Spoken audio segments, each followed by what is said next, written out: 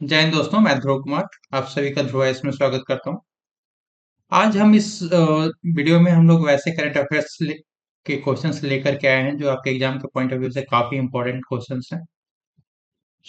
चलिए first question से शुरू करते हैं यहाँ पर। With reference to India manufacturing sector consider the following statements. Bharat के विनिर्माण क्षेत्र के संदर्भ में निम्नलिखित कथनों पर विचार करें। फर्स्ट स्टेटमेंट है, it contributes approx 22% to GDP as compared to China 25 to 29, south Korea 27 and Vietnam 24। Bharat के सकल घरेलू उत्पाद जीडीपी में विनिर्माण क्षेत्र का योगदान लगभग 22% है, जबकि चीन का 25 से 29%, साउथ कोरिया का 27% और वियतनाम का 24%।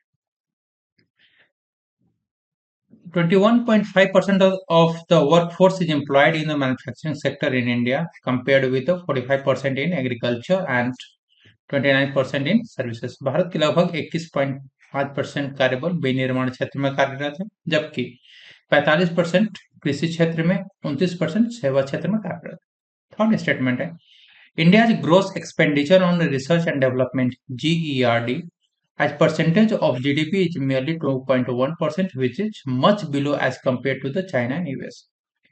जीडीपी के प्रतिशत के रूप में भारत का सकल अनुसंधान एवं विकास व्यय मात्र 2.1% है, जो चीन और अमेरिका जैसे देशों की तुलना में काफी कम है।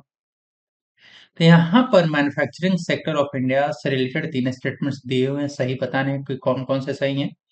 ऑप्शंस आपके सामने फर्स्ट सेकेंड है, सेकेंड थर्ड है, first third and none of the above है। स्टेटमेंट वाइज हम लोग देखते हैं यहाँ पर।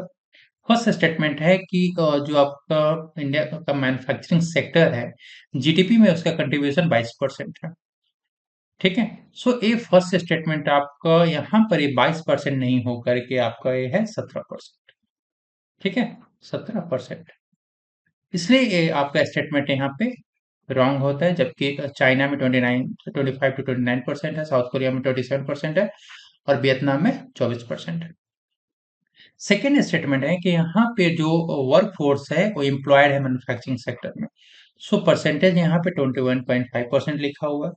यहाँ ये 21.5% नहीं होकर के आपका जो एम्प्लॉयड है 11.4% एम्प्लॉयड लोग हैं मैन्युफैक्चरिंग सेक्टर में। ठीक है, जबकि एग्रीकल्चर में 45% है और सर्विसेज में 29%। थर्ड स्टेटमेंट आप इसलिए सेकंड आपका स्टेटमेंट यहाँ पे रॉन्ग है। थर्ड स्टेटमेंट है, India gross expenditure on research and development. जो रिसर्च एंड डेवलपमेंट है और जीडीपी का 2.1%, which is much below as compare to the China and USA. यहाँ पर जो परसेंटेज आप देख रहे हो 2.1%, ये 2.1% नहीं होकर के 0.6 to 0.7%।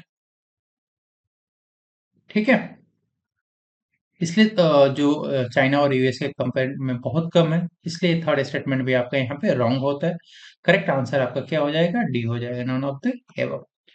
फ्रेंड्स, लगता है कि वीडियो आपके एग्जाम के पॉइंट ऑफ व्यू से इम्पोर्टेंट है। ऐसे क्वेश्चंस आपके एग्जाम्स में ऑलमोस्ट पूछे ही जाते हैं।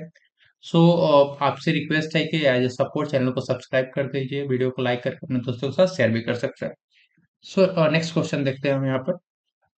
नेक्स्ट क्वेश्चन है कि with reference to Russia plan with reference to Russia plan to build a nuclear power plant on moon. Consider the following statements.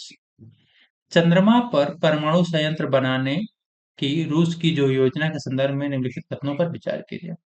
तीन स्टेटमेंट्स यहाँ पे दिए हुए हैं, सही बताने यहाँ पे तीनों में से सही कौन कौन से। फर्स्ट स्टेटमेंट है, it aims to support long term human presence on the moon. इसका उद्देश्य चंद्रमा पर दीर्घकालिक मानव उपस्थिति को समर्थन देना है, पहला स्टेटमेंट है। Second, the project is linked with a joint initiative with China. China के साथ है मिलकर के बनाना, इस परियोजना को रन करना चाह रहे हैं। Third, the power plant is expected to be operational by 2026। ये जो पावर प्लांट है 2026 तक चालू हो जाएगा। ठीक है, और तीन स्टेटमेंट्स दिए हुए हैं, आपको सही बताने हैं कौन कौन से सही हैं। बताइए क्या आंसर होगा।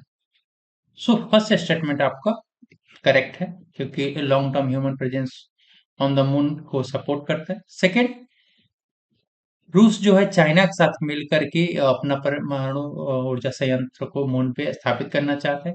ये भी स्टेटमेंट सही है। थर्ड स्टेटमेंट यहाँ पर रॉन्ग है। क्यों रॉन्ग है? क्योंकि ये जो अपना ऑपरेशन करना चाहता है इस पावर प्लांट को 2026 तक नहीं है, 2036 तक। 2036, 2036। ये स्टेटमेंट कौन कौन से करेक्ट है आपके? तो फर्स्ट और सेकंड स्टेटमेंट आपका करेक्ट है, आंसर आपका ए हो जाएगा। क्लियर है? नेक्स्ट, ये है आपका के फोर मिसाइल से रिलेटेड है।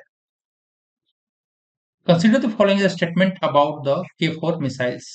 के four missile, K four missile के संबंध में निम्नलिखित कथनों पर विचार करें। It is a submarine launched ballistic missile. यह पनडुब्बी से प्रक्षेपित बैलिस्टिक मिसाइल है। It has a strike range of about 3500 kilometre. इसकी मारक क्षमता 3500 किलोमीटर की है लगभग। It strengthens India sea based nuclear deterrence. यह भारत की समुद्री परमाणु प्रतिरोधक क्षमता को मजबूत करता है। बताए आंसर क्या होगा? करेक्ट बताना है। First and second, second and third, first and third और फर्स्ट सेकंड थर्ड। करेक्ट क्या है? करेक्ट ये है कि all three statements are correct here. तीनों तीनों स्टेटमेंट्स करेक्ट सही है। जो के फोर मिसाइल्स है, के फोर मिसाइल्स, इनका प्रक्षेपण किसके द्वारा किया गया था? के फोर मिसाइल्स का जो आप टेस्ट किया गया था, उसको टेस्ट किया गया था आपको आईएनएस, आईएनएस हरिघाट के द्वारा। हरिघाट, हरिघाट के द्वारा। ये बेसिकली क्या है? इंडिया का सेकेंड, इंडिया का, इंडिया इंडिया सेकेंड, इंडिया का second nuclear powered, nuclear powered ballistic missile submarine, submarine. ठीक है। और इसको ऑपरेट किसके द्वारा किया जाता है? तो it is operated by strategic, strategic force command, strategic force command के द्वारा इसको ऑपरेट किया जाता है।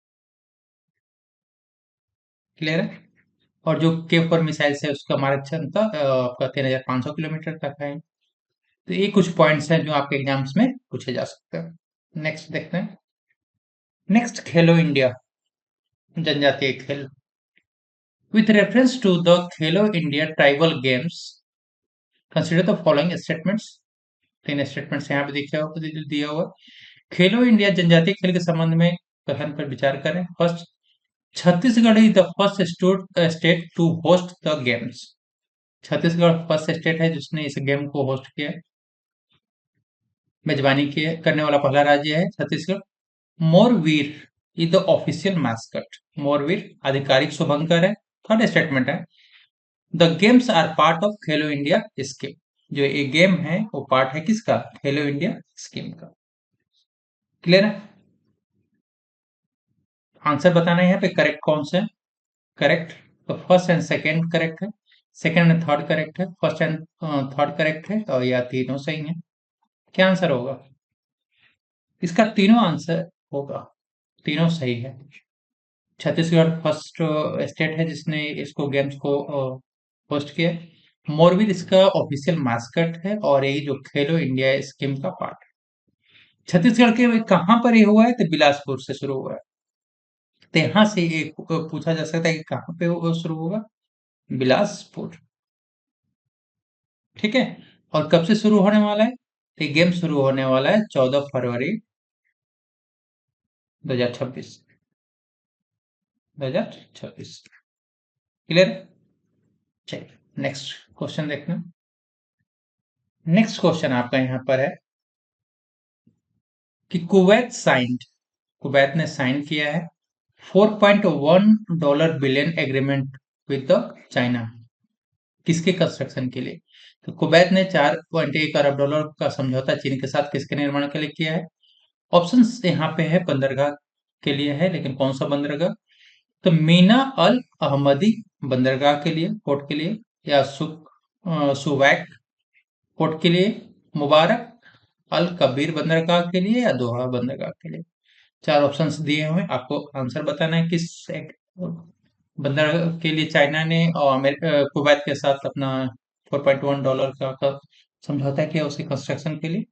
सो आंसर है यहाँ पर सी, मुबारक अल कबीर बंदरगाह के लिए। ठीक है, नेक्स्ट क्वेश्चन है आपका। A I L A developed by IIT Delhi. IIT Delhi द्वारा विकसित ए आई एल ए का तात्पर्य क्या है, है क्या चीज? An artificial intelligence based teaching assistance है, या आर्टिफिशियली इंटेलिजेंट लैब असिस्टेंट है, या ऑटोमेटेड इंडस्ट्रियल लर्निंग एल्गोरिथम है, या एडवांस्ड इंटेलिजेंट लीगल असिस्टेंस। बताइए आंसर क्या होगा यहाँ पे? आंसर है यहाँ पर आपका बी, ये है ए आई एल ए का मतलब है आर्टिफिशियल इंटेलिजेंस लैब असिस्टेंट। इसको आईआईटी दिल्ली के द्वारा डेवलप किया गया है और इसका पर्पस क्या है? पर्पस है कि रियल लेबोरेटरी एक्सपेरिमेंट्स को कंडक्ट करना है, conduct real laboratory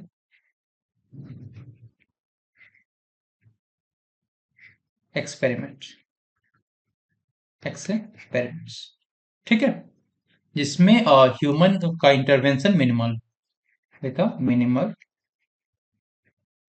human intervention intervention. ठीक है,